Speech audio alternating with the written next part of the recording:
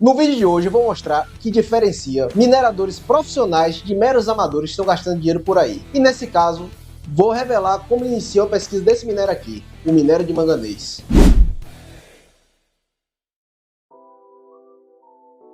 Bem, o cliente ele já tem um processo minerário que está esse poligonal aqui, inclusive está até o número para vocês conferirem, que é uma autorização de pesquisa inicialmente para minério de ferro. Só que, algumas vezes, o minério de ferro está associado a manganês. E no caso dessa mineralização no município de Formosa do Rio Preto, Bahia, o minério de ferro não tem volume. Porém, existe viabilidade numa pesquisa para manganês. Em relação à geologia regional, o local de estudo fica situado na faixa Rio Preto, que é uma faixa móvel que fica entre o Cráton São Francisco e outras placas neoproterozoicas. Em relação à geologia, temos aqui duas unidades geológicas importantes, que é o Grupo Rio Preto, que é composto de metasedimentos, e a formação Canabravinha, também com metasedimentos, porém metasedimentos mais arenosos. Agora falando em termos dos processos minerários que se encontram ao redor da área de estudo. Podem perceber que eu coloquei de azul os processos e a substância dentro aqui escrita no meio. Esses processos estão em azul porque todos os processos da região aqui estão em fase de pesquisa.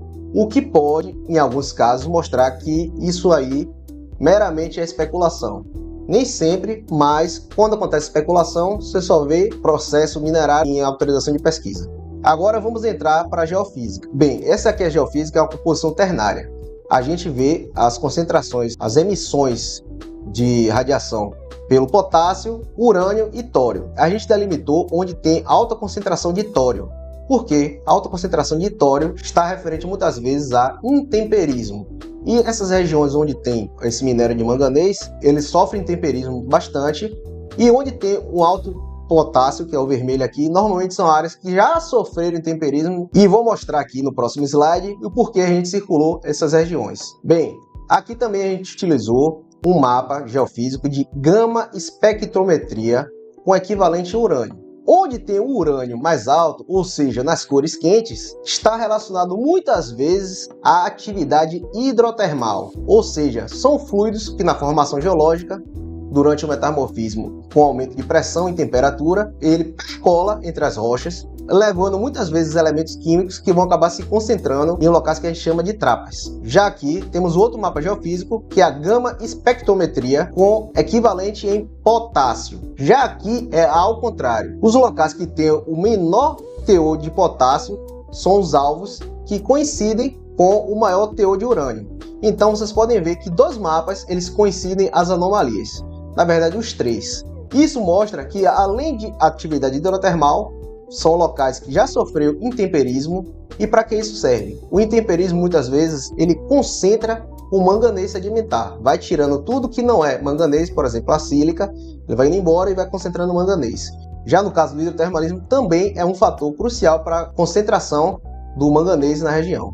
Então, eu mostrei aqui algumas avaliações importantes para a gente começar a delimitar as atividades que serão realizadas em campo. Então vamos ver aqui essas atividades. Nos mapas de atividade, a gente definiu 4 locais prioritários para começar a pesquisa, sendo determinado o primeiro prioridade 1, por último a prioridade 4. Na delimitação da prioridade 1, a gente delimitou 2 alvos, e com base em alguns parâmetros, que foi o parâmetro geológico, da geologia estrutural também. A gente viu algumas estruturas que corroboram pela concentração de manganês, e principalmente aqui, drenagem e relevo. Os locais onde tem maior dissecação são locais onde muito provavelmente tem uma maior concentração de manganês. Por quê? Os locais onde tem um pouco mais acentuado são locais que provavelmente tem uma concentração maior de ferro, o que faz com que o relevo ele fique mais preservado. Já os locais que tem uma maior concentração de manganês, como o manganês é mais fácil de ser lixiviado e transportado erodido, gera essas dissecações e é o local onde a gente colocou como zona de maior potencial. Na prioridade 2, a gente delimitou o alvo C e D, que é também a mesma coisa, os mesmos parâmetros praticamente. E na prioridade 3 e 4, a gente delimitou os outros alvos, o E, G e F. Uma coisa também importante falar é que esses locais aqui, eles precisam primeiro passar por uma prospecção mineral. O que é isso? Encontrar o minério. Já foram encontrados afloramentos de manganês dentro desse processo, mas foram apenas em alguns pequenos locais. E precisa ainda de uma fase de prospecção. Essa fase de prospecção, por exemplo, não necessita de um geólogo estar dentro do campo rodando igual um doido.